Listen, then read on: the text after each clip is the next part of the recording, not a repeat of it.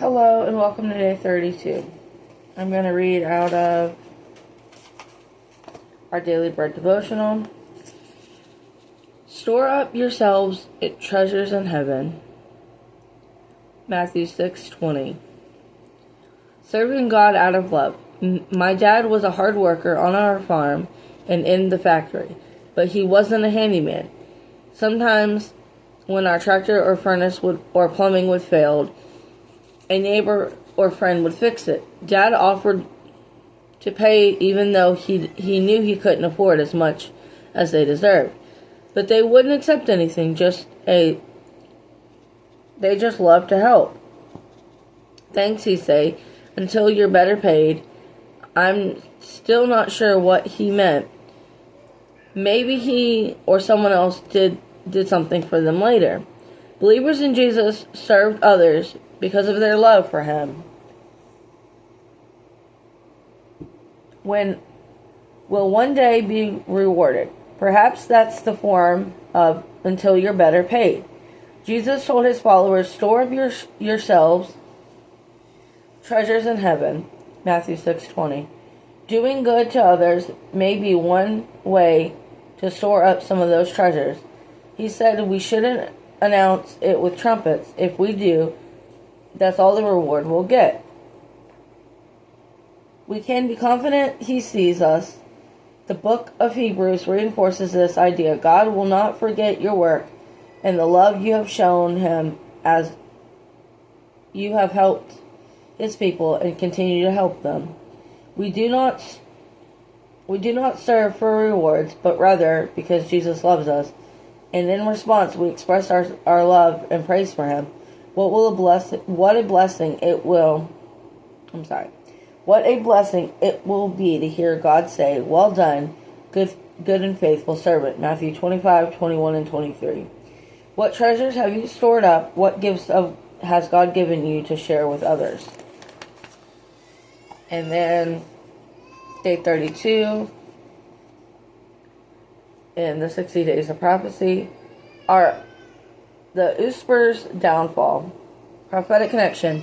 Through a variety of events and demands, the Antichrist will live up to his title by attempting to usurp the role of Jesus in our world. One of the first acts of the Antichrist will be to make peace with Israel.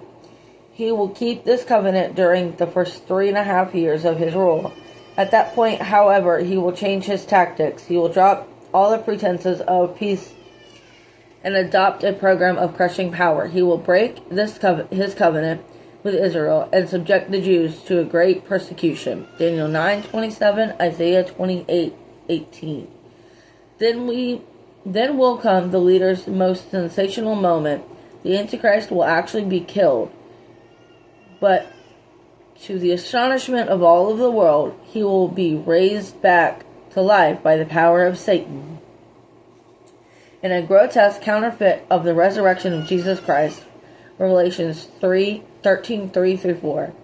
After his death and satanic resurrection, the Antichrist will undermine the leaders of three countries in the European Union, and then all the other nations will immediately relinquish their power to him.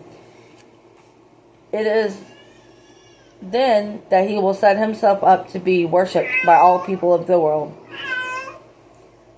Through his associate, the false prophet, the mark of the beast will be placed upon all those who follow him.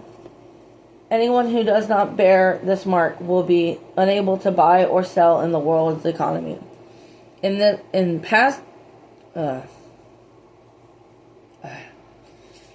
times past, the idea of the mark would individually identify everyone in the world for governmental control. Seemed by a far-fetched fantasy, possible only in science fiction.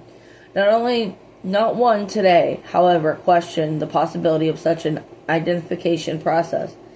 It is a final act of rebellion against God. This vile person will set himself up in Jerusalem and desecrate the rebuilt temple in what is called the abomination of desolation. Matthew 24:15. He will then attempt to annihilate every Jew on earth. thus sounding the first ominous note in the prelude to the Battle of Armageddon.